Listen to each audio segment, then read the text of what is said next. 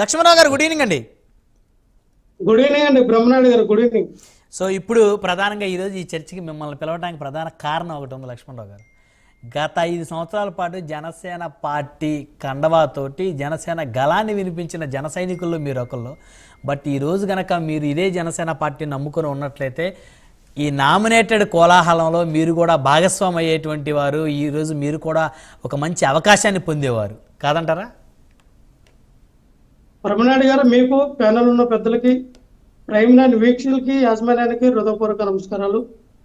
ఈ రోజున ప్రజానౌక గద్ర గారి యొక్క వర్ధంతి, ఆయనకి ఘననవాళ్ళు అర్పిస్తూ, బ్రహ్మనాయుడు గారు మీరు చెప్పింది 100% కరెక్టే. ఎప్పుడైతే ఆ జనసేన పార్టీ పెట్టినప్పుడు 2014 నుంచి కూడా పవన్ కళ్యాణ్ గారిని అనుసరిస్తూ పవన్ కళ్యాణ్ గారి యొక్క ఆశయ సాధనలు తీసుకెళ్లడం జరిగింది. నేను మొట్టమొదటి జెండా పట్టింది మాత్రం ప్రజారాజ్యం పార్టీ పెట్టినప్పుడు చిరంజీవి గారు. ఆ రోజుల్లో నేను ఇంటర్మీడియట్ సెకండ్ ఇయర్ చదువుతూ ఉన్నా. 2009లో మరి ఆ ఎలక్షన్లో కూడా నేను ఒక వన్ ఆఫ్ ద పార్ట్ అయ్యాను.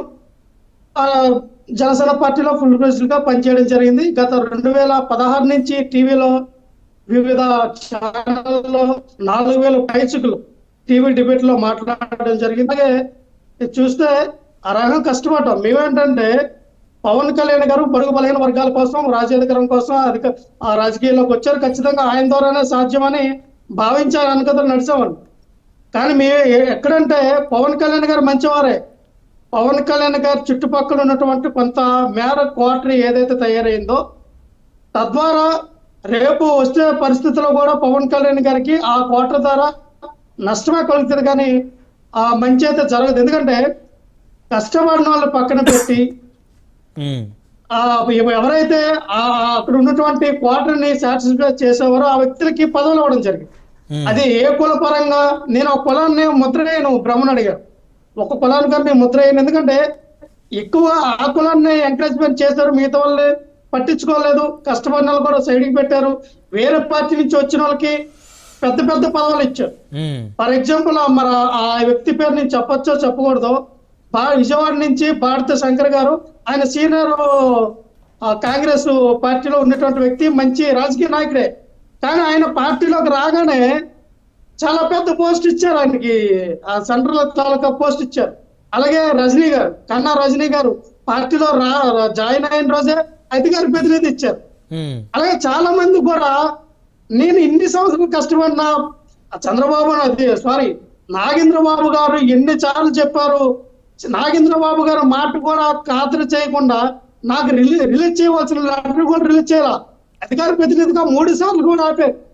పవన్ కళ్యాణ్ గారు సాక్షాత్ పవన్ కళ్యాణ్ గారు లెటర్ పేరు రిలీజ్ చేయమని చెప్పారు హరిప్రసాద్ గారికి.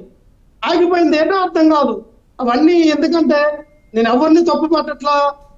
బ్రహ్మనాయుడు గారు, జరిగింది ఏదో జరిగింది, అది మన మంచికో చెడుకో తెలీదు. ఇంకా పార్టీలో జరిగినట్టు అన్ని తట్టుకొని ఏదైతే మన జరిగినటువంటి ఎలక్షన్ లో మాకు రావాల్సిన నాయకుడు మరి కళా వెంకటరావు గారికి మనకి చిన్న డిస్ప్యూట్ వల్ల మనం కొంచెం ఇగో దీనికి వెళ్ళి పార్టీ మారడం జరిగింది. అంతే తప్ప ఇంకే ఉద్దేశం కాదు. ఏదేమైనా ఏ పార్టీలో ఉన్నా సరే ఆ పార్టీ కోసం, బలోపేత కోసం, ఆ పార్టీని ముందుకు తీసుకెళ్ళడం కోసం ఖచ్చితంగా కష్టపడి పనిచేస్తాం. బ్రహ్మనాయుడు, నేను ఇప్పటికైనా చెప్తా ఉన్నా, 3వ ప్రత్యామ్నాయంగా పార్టీని పవన్ కళ్యాణ్ గారు పెట్టారు కాబట్టి, ఇప్పుడు అధికారంలో మీరు భాగస్వామి అయ్యారు కాబట్టి, ఇప్పటి నుంచే మీరు కమిటీలు వేసి ఏదైతే ఇప్పుడు నామినేటెడ్ పోస్టుల్లో మాక్సిమం 100 పోస్టులు మీకు వస్తాయి. పార్టీని బలోపేతం చేసుకుని వెళ్తే 3వ ప్రత్యామ్నాయ పార్టీగా ఉంటారు. లేదు పార్టీని కమిటీ లేకుండా జెండా పట్టుకున్నాడు జెండా పట్టుకున్నట్టు ఉంటాడు, మధ్యలో వచ్చినాడు పదవులు అనిపించకపోతే ఫస్ట్ నుంచి పార్టీ నమ్ముకున్న వాళ్ళకి అన్యాయం చేసినట్టు ఉంటది. ఇప్పుడు మీకేమిచ్చారు సార్ లక్ష్మణరావు గారు? ఇప్పుడు మీకు వైఎస్ఆర్ కాంగ్రెస్ పార్టీలో ఏమిచ్చారు పదవి? జిల్లా అధ్యక్షుడా? బ్రహ్మనాయుడు గారు, నేను పార్టీలో జాయిన్ అయ్యేది 3 నెలల. ఇంతవరకు రీఆర్గనైజేషన్ అవుతుంది పార్టీ. రీఆర్గనైజేషన్ భాగంగా మరి నాకు ఇచ్చిన హామీ ఏంటంటే టికెట్ ఇస్తామన్నారా? అధికార ప్రతినిధిగా మనకి వేస్తామని చెప్పారు జగన్మోహన్ రెడ్డి గారు. మొన్ననే ఒక 10 రోజుల క్రితం నేను జగన్మోహన్ రెడ్డి గారిని తాడేపల్లి నివాసంలో కలవడం జరిగింది. ఆ రోజున కూడా చెప్పారు, నేను జాయిన్ అయిన రోజు కూడా ఆయన చెప్పారు. మళ్ళీ తదుపరి ఆ ఎస్సీ నాయకుల్లో మీకు ఉన్నతమైన స్థానానికి తీసుకెళ్ళడానికి నాదే బాధ్యత అని భరోసా ఇవ్వడం జరిగింది. ఖచ్చితంగా ఆ నాయకత్వంలో మీకు అండగా ఉంటామన్నారు. చూద్దాం సార్, నేనేమంటానంటే మాలాంటి వ్యక్తుల్ని, సాధారణమైన కుటుంబం నుంచి వచ్చే వ్యక్తుల్ని వినియోగించుకుని వదిలేస్తే మేమేం చేయలేము సార్. మా దగ్గర వందల వేల కోట్లు లేవు, పెట్టుబడి పెట్టే వ్యవస్థ కాదు. కానీ మమ్మల్ని సరైన రీతిలో మమ్మల్ని వినియోగించుకుంటే కత్తికి రెండు వైపులు పదులున్నట్టుగా రెండు వైపులా ఉపయోగపడే వ్యక్తులను మేము ఆ రకంగా ఏ రాజకీయ పార్టీని వినియోగించుకోవాలని కోరుకుంటామండి. ఎందుకంటే మా ఆర్థికంగా బలమైన వ్యక్తులం కాదు కాబట్టి మాలాంటి వ్యక్తుల్ని వినియోగించుకొని పార్టీకి అనుకూలంగా తీసుకెళ్తే మేము చాలా బలంగా ఉంటాం.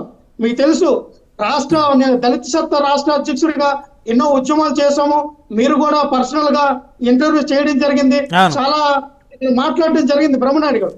నేను అనేది ఏంటంటే ఖచ్చితంగా పవన్ కళ్యాణ్ గారికి ఇది ఒక మంచి అవకాశం, మూడో ప్రత్యామ్నాయంగా పార్టీని బలోపేతం చేసుకోవడానికి మంచి అవకాశం. ఎంతో మంది జనసేన పార్టీకి కష్టపడిన కార్యకర్తలు ఉన్నారు, వాళ్ళందరికీ న్యాయం చేయండి. ఇప్పుడు కూడా మీరు పవన్ కళ్యాణ్ గారు చొరవ తీసుకున్న అటువంటి వాళ్ళు నిలబెట్టుకుంటే పార్టీ నిలబడుతుంది. రేపొద్దున మాకు బలమైన పార్టీ ఏదైనా ఉంటే ఫ్యూచర్ లో జనసేన పార్టీ జగన్మోహన్ రెడ్డి, పవన్ కళ్యాణ్ జగన్మోహన్ రెడ్డి వీళ్ళిద్దరి మధ్య పోటీ ఉంటది. ఇది ఖచ్చితంగా రాబోయే తరాల్లో పవన్ కళ్యాణ్ కి జగన్మోహన్ రెడ్డి గారి మధ్య పోటీ ఉంటది. ఆ స్థాయికి మీరు ఎదగాలి, మేము కోరుకుంటున్నామండి బ్రహ్మనాయుడు గారు. సో మెడలో వైసీపీ కండవ ఉన్నప్పటికీ కూడా గుండెల్లో జనసేన జెండా ఉన్నట్లయితే చాలా స్పష్టంగా అర్థమవుతోంది. మీ ఎక్స్ప్రెషన్స్ కానీ, మీ ఆవేదన కానీ, మీ మాట తీరు కానీ లక్ష్మణరావు గారు. బ్రహ్మనాయుడు గారు, నేను అందుకంటే ఏదేమైనా కన్న తల్లి లాంటి పార్టీని మర్చిపోకూడదని నాకు ఇది ఫస్ట్ నుంచి నేను మెగా ఫ్యామిలీకి అభిమానైన చిరంజీవి గారితో ఆయన ఒక ఏదైతే స్వయం కృషితో ఎదిగారో ఆయన నాకు ఇన్స్పిరేషన్ గా నేను రాజకీయాల్లోకి వచ్చానండి. చాలా మంది అన్నారు ఆర్థికంగా బలంగా లేవు, నువ్వేం చేస్తావు, ఏం సాధించగలవు రాజకీయాల్లో అన్నారు చాలా మంది. నేను బీటెక్ చేసిన బ్రహ్మనాయుడు గారు, నేను బెంగళూరు వెళ్ళొచ్చు లేదా హైదరాబాద్ లో స్థిరపడచ్చు, ఎక్కడైనా ఐటీ కంపెనీలో, నేను సాఫ్ట్వేర్ ఐటీ కంపెనీలో. కానీ ఒక రాజకీయాన్ని నేను ఒక ఏమంటారు అది ఒక గోల్ గా, నాకు ఒక జాబ్ గా తీసుకున్నాను. రాజకీయాల్లో ఎండాలి, ఒక ఫ్యాషన్ గా ప్రజలకు ఉపయోగపడాలి, నా బడుగు బలైన వర్గాల కోసం పాటుపడాలి, జాతిని జాగృతం చేయాలని దిశగా చిన్నప్పటి నుంచి నాకు ఉన్నటువంటి ఈ యొక్క దీంతో పాలిటిక్స్ వైపు వచ్చాను నేను. సో ఈ రోజు నేను ఇబ్బందులు పడొచ్చు కాదు, కానీ ఏ టైంకైనా నేను అనుకున్న అచీవ్మెంట్ సాధిస్తాను, బడుగు బలైన వర్గాల కోసం నా యొక్క గలాన్ని వినిపిస్తాను, ప్రజల తరపున ఉంటాను. ఎక్కడ అన్యాయం జరిగినా ఖచ్చితంగా అది మన పార్టీ ప్రతిపక్షమా అధికార పక్షమా లేదు, ఖచ్చితంగా నీతి నిజాయితీగా ఎదిరించి నా గలాన్ని వినిపిస్తాను బ్రహ్మనాయుడు గారు. మొత్తానికి జనసేన పదవుల పంపకాల్లో జనసేన పార్టీకి పెద్దపీట వేయాలని మనస్ఫూర్తి కోరుకుంటున్నారు ఒక మాజీ జన సైనికుడిగా.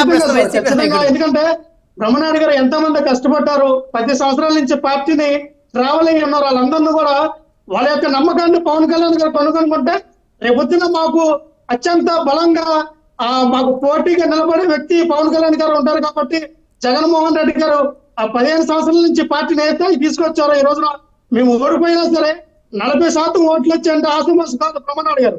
ఎంతో స్ట్రాంగ్ బిల్డప్ అయితేనే గ్రౌండ్ లెవెల్ లో ఆ స్థాయిలో మనకు ఓట్లు వస్తాయి. సో ఆ రకంగా జనసేన పార్టీ ఫ్యూచర్ లో మాకు పోటీగా రావాలని కోరుకుంటున్నాం. రైట్ చందు గారు. బ్రహ్మనాయుడు గారు